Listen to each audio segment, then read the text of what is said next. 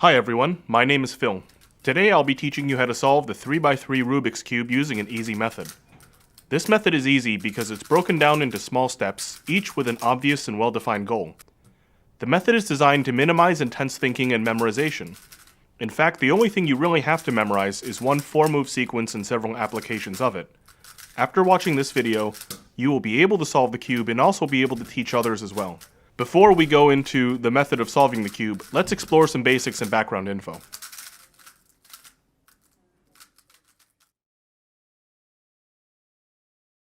This is a 3x3 cube. For the purposes of our tutorial, there are two ways to visualize this puzzle. First is side by side. This cube has 6 sides, each with a different color. The centers of these sides act as swivels, and they stay put relative to each other. For example, no matter how much I mix up the cube, the yellow side will always be opposite of the white side. Secondly, you can think of the cube as layers. You can think of layers like stories in a building. Each layer sits on top of one another, except for, of course, the bottom layer. Here, the terms we will use to describe the layers goes as follows. The first layer is on the bottom, and the last layer is on the top. The middle one is what we call the second layer. The basis for our solving method is to visualize the cube as a puzzle with 3 layers. Now let's take the cube apart and check out the components of the puzzle. You'll notice that there are 3 different types of pieces on the cube. The first type of piece is called the centerpiece. Each centerpiece holds one sticker. There are 6 centers in total. Because the centers don't move relative to each other, the color of the center will ultimately decide the color of each face. For example, if the side has a red center, the entire side should be red when the cube is solved. The second type of piece is an edge which holds 2 stickers. An edge is a type of piece that fits in between 2 centers. For example, this blue and red edge fits between the blue and red centers. The third type of piece is a corner which has 3 stickers. This corner is red, white, and blue, and fits between the red, white, and blue centerpieces. Each piece is unique on the cube. There will only be one white center, one green-orange edge, and one red, white, and blue corner. Along these lines, there will be certain pieces that do not exist. For example, there will never be a green-blue edge, as the centerpieces are opposite. That's about it for background information. Now let's talk about how the cube moves. Each side can be rotated clockwise or counterclockwise. You can make a single or even a double turn.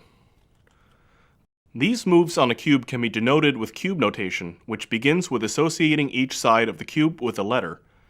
The letters we use here are R, L, U, D, F, and B.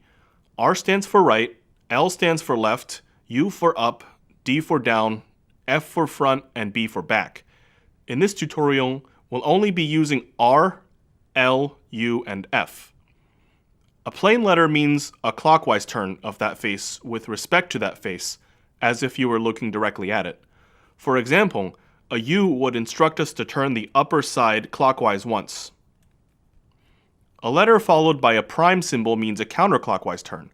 So a U prime would instruct us to turn the upper side counterclockwise once. If you did a U and then a U prime, the cube would return to its original state because the U prime undoes the U.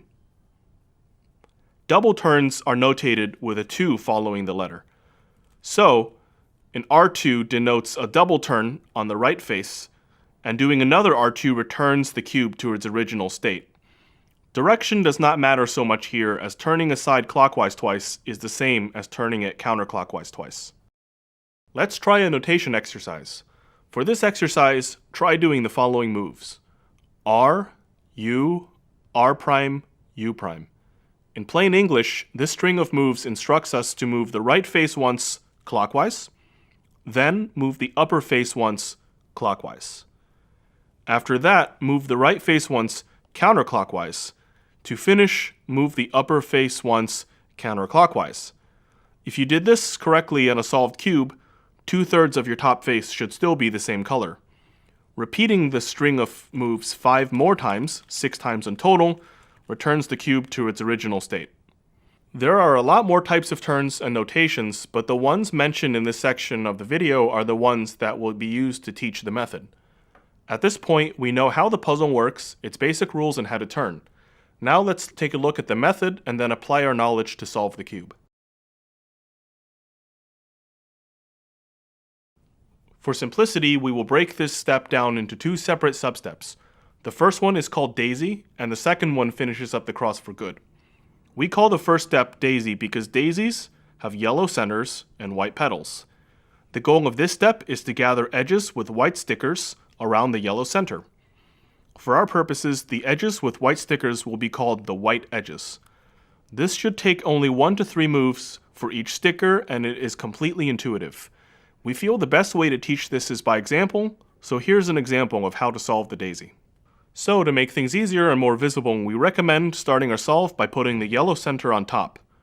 We will try to build our white edges around it one by one. Here, one of the white edges, the one in the back, is already solved. That means there are only 3 we have to do ourselves. From this view, we are able to see 3 white edges. Here, here, and here. This one here on the left is only 1 move from being solved, so solving it is very straightforward. Generally, our goal is to go for the easiest ones first. White edges are usually easy if they're sitting in this position or this position. They can be solved using only 1 move. The second sticker we can do here is this one. This one is not in our desired spot, but if we turn the front side this way, it is 1 move away from being solved. This one was solved in only 2 moves, and you can actually think of it as an extension of the first case you had. The first move transferred this white sticker over here, which turns it into the first case we encountered. At this point, you will know how to solve this piece. Now it's time for the third edge. We have no more white stickers right in front of us, but we can spin the cube in our hands to try to find one. Here it is. It's sitting near the bottom of the cube. This one's a little trickier and requires more moves to solve, but we can definitely do it. The first step is to turn the top so that the empty space where you want the edge to go is on top of the edge you're looking at. Now the second thing to do is to move this sticker or this edge piece to either this position or this position. We can do that by rotating the front. You can move it this way, or you can move it that way.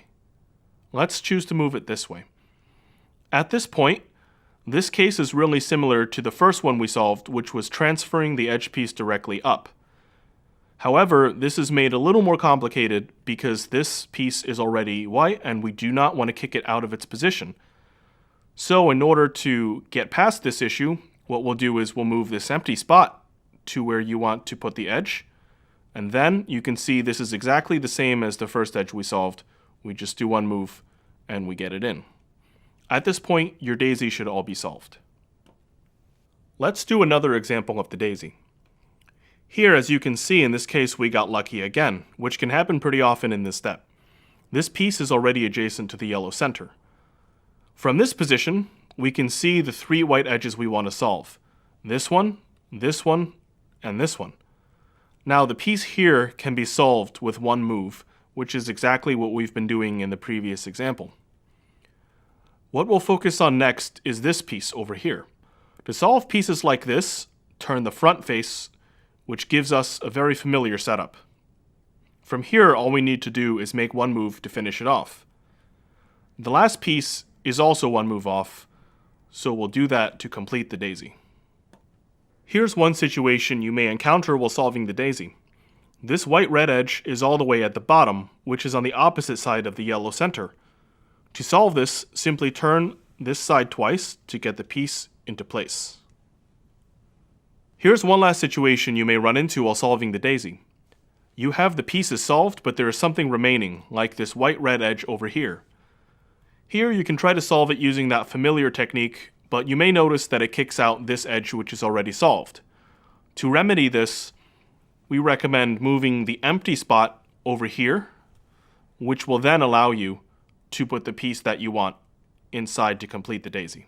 Now that we've covered how to solve the daisy, we will explain how to complete the second substep, which is solving the cross. The idea is to align the other color of each of the white edges with its corresponding center by turning the bottom two layers together, and then turning the front face twice when the colors match. Let's go through an example. All we must do here is find a white edge and pay attention to the other color on it. In this case, it's green. So what we'll do is rotate the bottom two layers together until the greens match.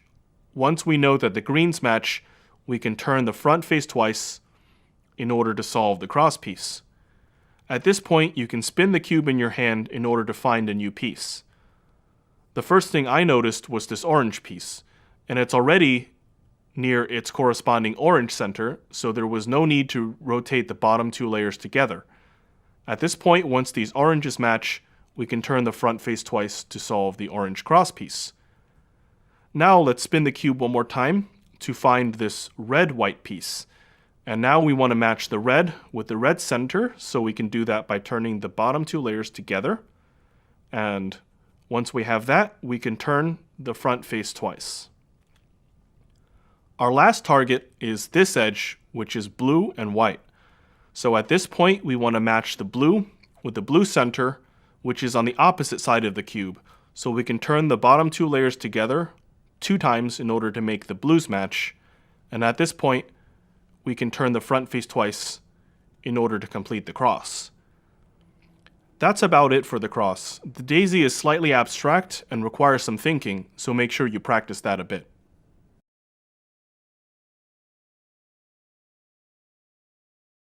At this point, you should be able to solve the white cross on your cube. The next step is to solve all 4 first layer corners, which are shown here.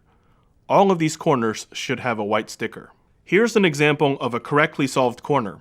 You can tell it's solved because all 3 of its colors match the surrounding centers. In this case, the white part of the corner is near the white center, the red part is near the red center, and the green is near the green center. This corner is not correctly solved, even though the whites match, because the other colors do not correspond correctly. Now let's introduce an algorithm, which is a series of moves that accomplishes a particular task on the cube. Here it is. R, U, R prime, U prime. This is actually the same sequence of moves we explored in the notation exercise. For review, the algorithm says to turn the right face clockwise, the upper face clockwise, the right face counterclockwise, and then the upper face counterclockwise. In this tutorial, we'll call this algorithm the righty alg. The righty alg has many uses. In this step, we'll be using it to solve the first layer corners. Here's how it works. Repetitions of the righty alg will cause a corner piece to drop from the top right into the bottom right slot. The piece goes directly down. Our goal is to get the corner piece above where it should go and then repeat the righty alg until it is solved. In this example, after confirming that the red, white, and blue corner should belong between the red, white, and blue centers, we shall repeat the righty alg until the corner is solved. Let's try it.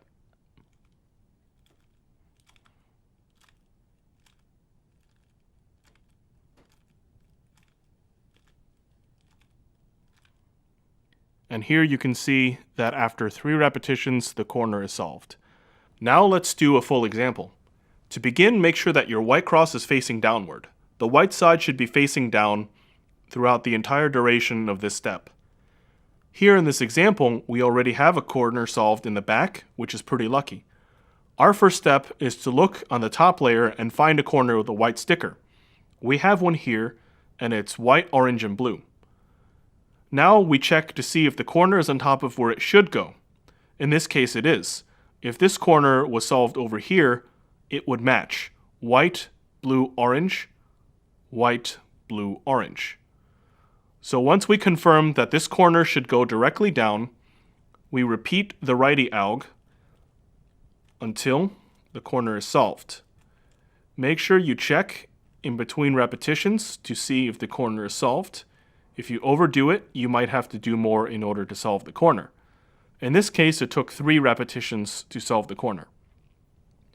Now let's check the top layer to find another corner with a white sticker.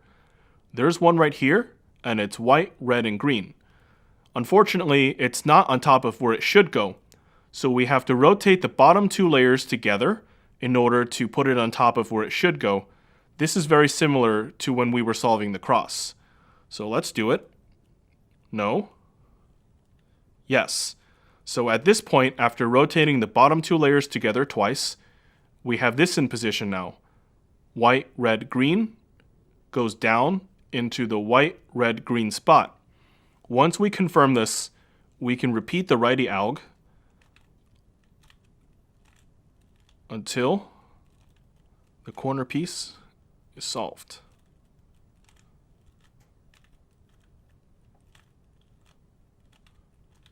And here it is. The last corner is white, green, and orange, and it belongs directly down in this position. So it's already set up for repetitions of the righty alg. There's no need to position it with turning the bottom two layers together. So once this is set up, we can repeat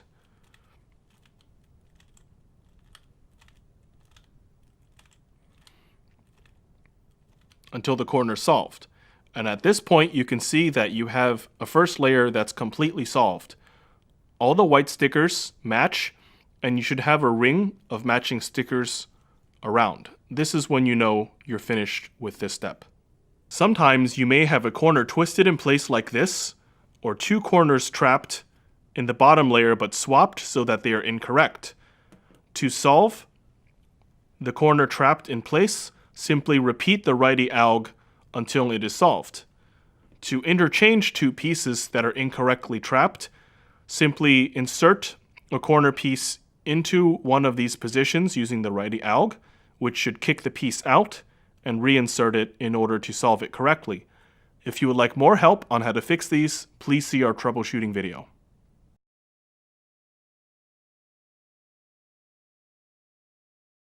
Once the first layer corners are done, it's time to move on to the 4 second layer edges. The 4 edges we're interested in solving include the red-blue, the red-green, green-orange, and orange-blue. None of these edges should have a yellow sticker. In this step, we'll also make use of the lefty version of the righty alg, which is this.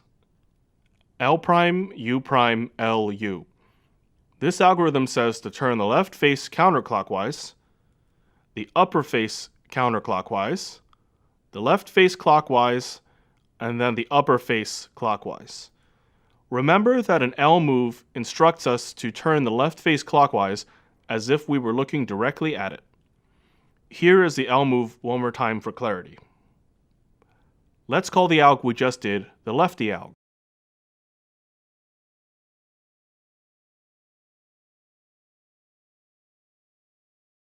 Like the corners in the step before, we'll be moving edge pieces from the top layer into their correct spots. For example, we would like the green and red edge to appear between the green and red center pieces. This is an example of a correctly solved edge. The two colors of the edge match the centers that are adjacent to it. In this step, you'll be using combinations of the righty and lefty algs to manipulate the edges and solve them. In between these algs, we'll be spinning the cube in our hands, like this, in the form of spin right and spin left. Spin right follows the U-turn like this, and can be seen here. Spin left follows the U prime turn and goes in the opposite direction of the spin right. This is a spin left. To set up an edge to be solved, first look at the edge. We want to match the sticker facing you, in this case green, with the center of the same color. You can rotate the bottom two layers together in order to match these stickers. So for here, once we notice that this color is green, we'll rotate the bottom two layers together and match it with the green center. There are two ways to solve an edge. From the top layer, you can either move the edge to the right to solve it, or to the left to solve it. For this example, because we matched the green ones here, we can then determine that this edge, which is green and red, belongs to the left in between the green and the red centers. The other case we can have is this piece right here, and we can illustrate it first by matching the greens together. And then you can see that because this is green and orange, it goes between the green and orange pieces over here. So this would be a case where you would want to move the edge to the right. To move an edge to the right, do this sequence. U, righty alg, spin right, lefty alg. There's an easy way to remember this one.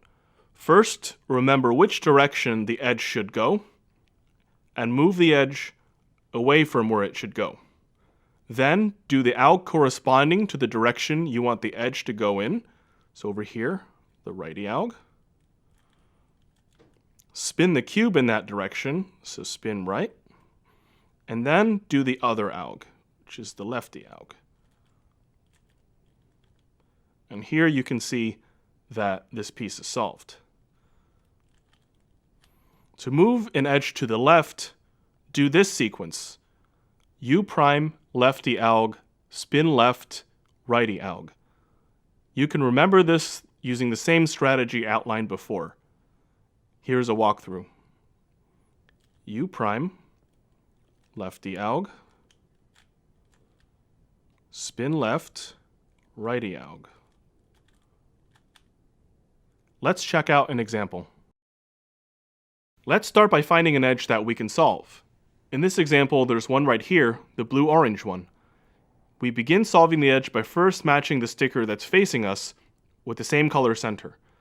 Here in this example, the blues are already matching, which is already done for us and very convenient. Next, we determine where the edge should go. Should it go to the right or should it go to the left? After looking at it, we can decide that it goes to the left since these blues match and the edge would go here with the oranges matching as well. Now that we know this, we can apply the sequence of moves to solve the edge to the left. It begins by turning the edge away from where it should go, applying the lefty alg, spinning left, and then applying the righty alg. The next edge we can see is the orange-green one. We want to match the orange sticker on this edge with the orange center. We can do this by rotating the bottom two layers together. This edge also goes left, so we can apply the same sequence to solve it. Now we have the green-red edge, and it's conveniently set up for us. This one also goes left, and so we'll do the same thing once again.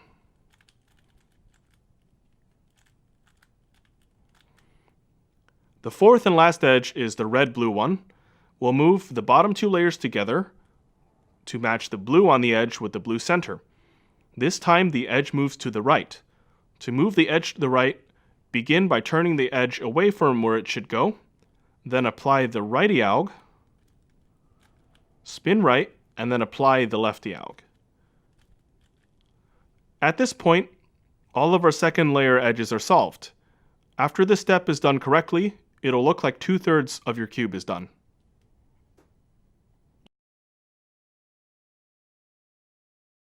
It's time to work on the last layer. The first objective here is to form a top cross like this. This step is different from the cross we solved first in the beginning. Actually, it's much easier. Here's an example of a top cross. Sometimes you can complete the first two layers and already have a cross on the top formed. If this happens, you can skip this step completely. Aside from having the cross solved already, there are only 3 different cases you can encounter. We distinguish these cases based on the pattern of yellow edges facing up. Let's go over all 3. The first one is called the line. We call it the line because the yellow edges form a line with the yellow center. To solve the line, hold it horizontally. Here's how to do it. F, righty alg, F prime.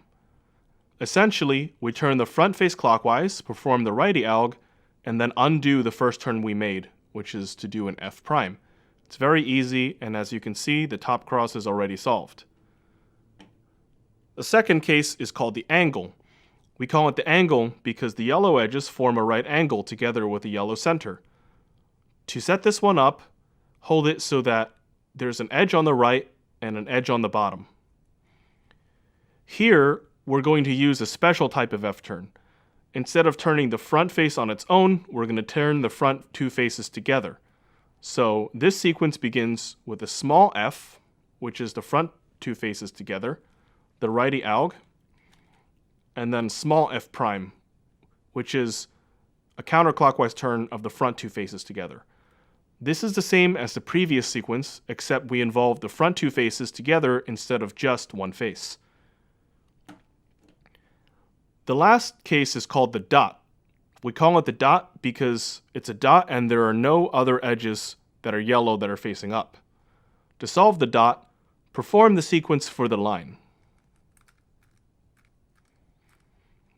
And then you'll notice that we have an angle, so then we can perform the sequence for the angle. And this case is just an addition of the two previous cases. This step is generally pretty easy because all it is reacting to a small group of patterns. The next step is to solve the positions of the last layer corners. Let's first take a look at what this means. Here's a cube with the last layer corners solved. You can see that each color of the corner pieces matches exactly with the centers they are near. These corners are correctly positioned. Now let's take a look at this cube. The corners on this cube are obviously not solved, but they are still correctly positioned. To illustrate, this red, blue, yellow corner is still in between the red, blue, and yellow group of centers. The corner is in the correct position, it's just twisted. The same is true of the other corners. They are in the correct position, just twisted. This step aims to correctly position all the corners. At this point, we don't care whether any particular corner is twisted or not.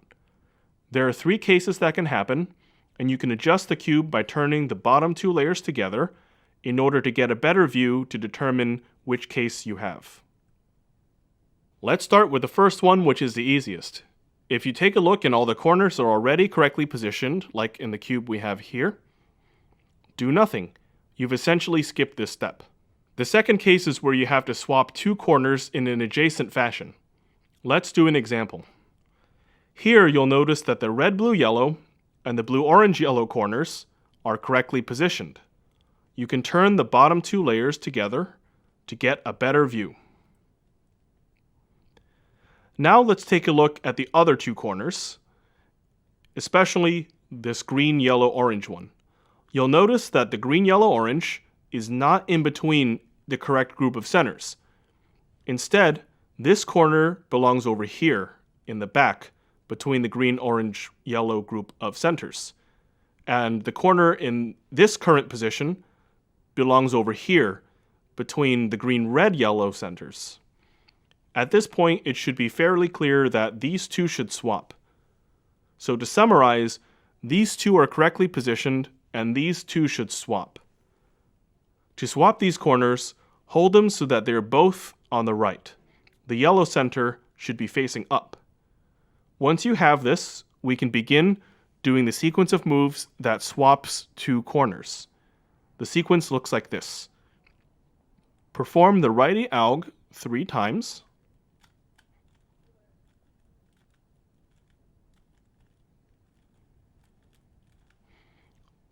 Then spin right, and then perform the lefty alg 3 times.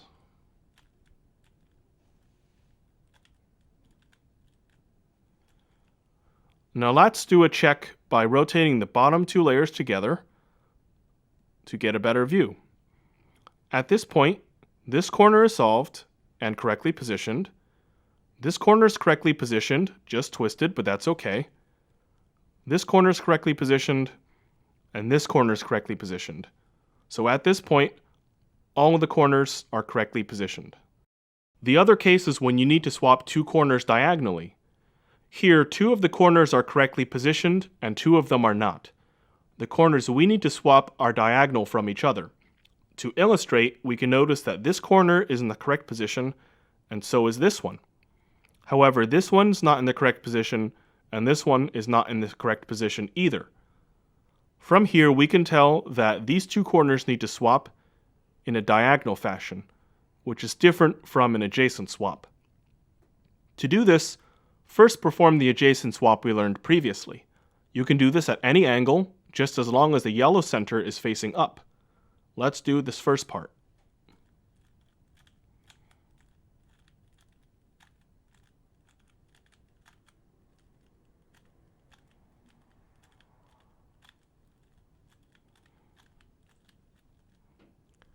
After this, you'll always encounter an adjacent swap. Over here, you can tell that these two corners are correctly positioned, and these two are not. So this is an adjacent swap, and we already know how to do this.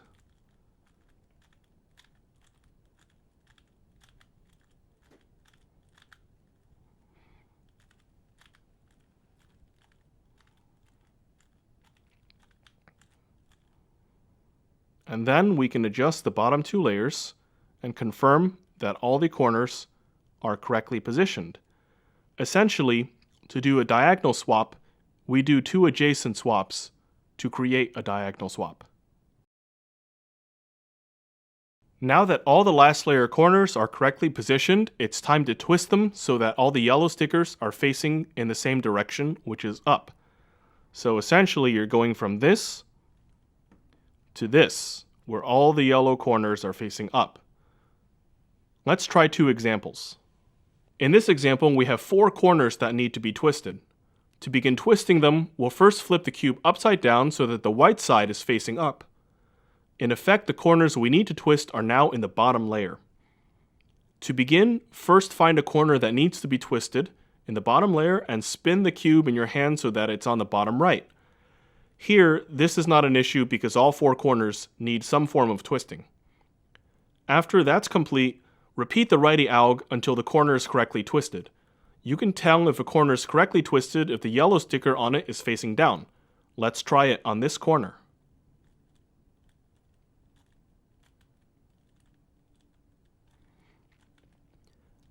After two repetitions of the righty alg, you'll notice that this corner is facing down and it's correctly twisted because it matches the yellow pieces around it. Afterwards, turn the bottom layer so that another corner that needs to be twisted is loaded into the bottom right spot. Then repeat the righty alg until the corner is correctly twisted.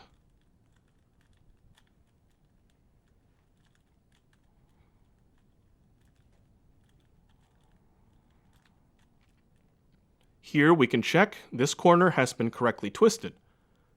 Repeat this process until all the corners are twisted correctly.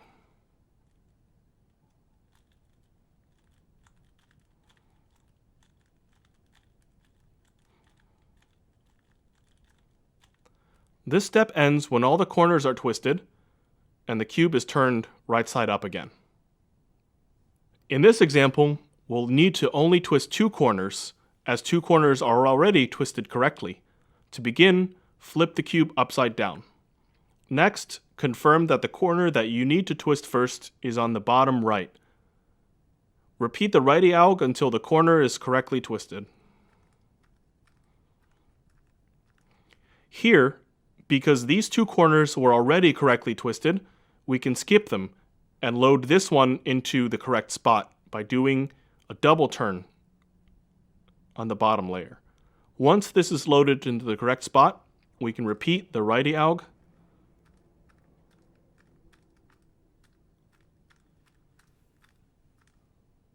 until the corner is correctly twisted. At this point, all the corners should be twisted correctly. As a note, sometimes all the corners will be twisted correctly after positioning them. If this happens, you can skip this step. Now let's move on to the last step. Solving the positions of the last layer edges is the last step of our method. We can begin by adjusting the corners to their solved state by turning the bottom two layers together. If you did the previous steps correctly, everything should be solved except for the edges on the last layer. There are two types of cases that can happen. One type is when there is one edge solved correctly, and the other type is where there are no edges solved correctly.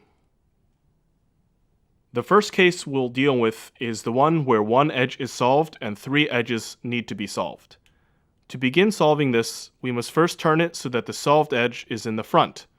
Once we have that, there is one more sequence that lets us finish the cube for good.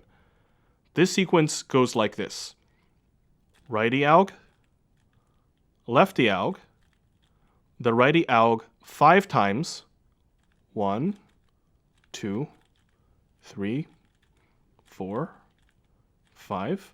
And then the left diag 5 times. 1, 2, 3, 4, 5. Sometimes you may need to repeat this sequence twice in order to be solved. Over here is an illustration. Right diag, left diag, 1, 2, 3, 4, 5. 1, 2, 3, 4, 5.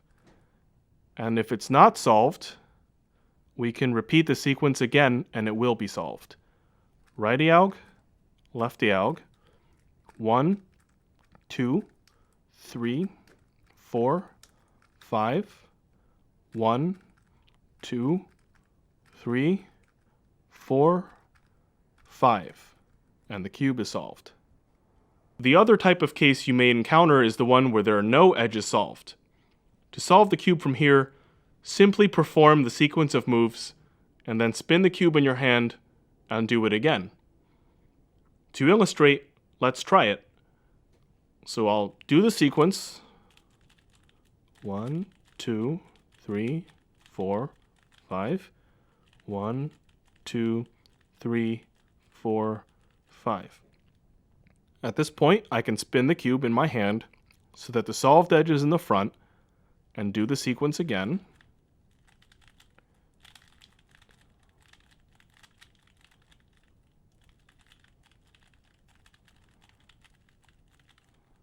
And the cube should be solved.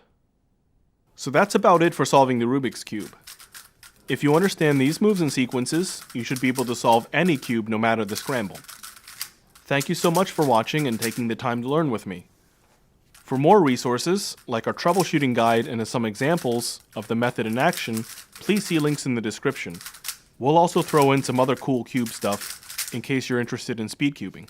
If you have any questions, feel free to leave a comment and someone will get back to you with an answer. Thank you again and have a great day. Congratulations on solving the Rubik's Cube.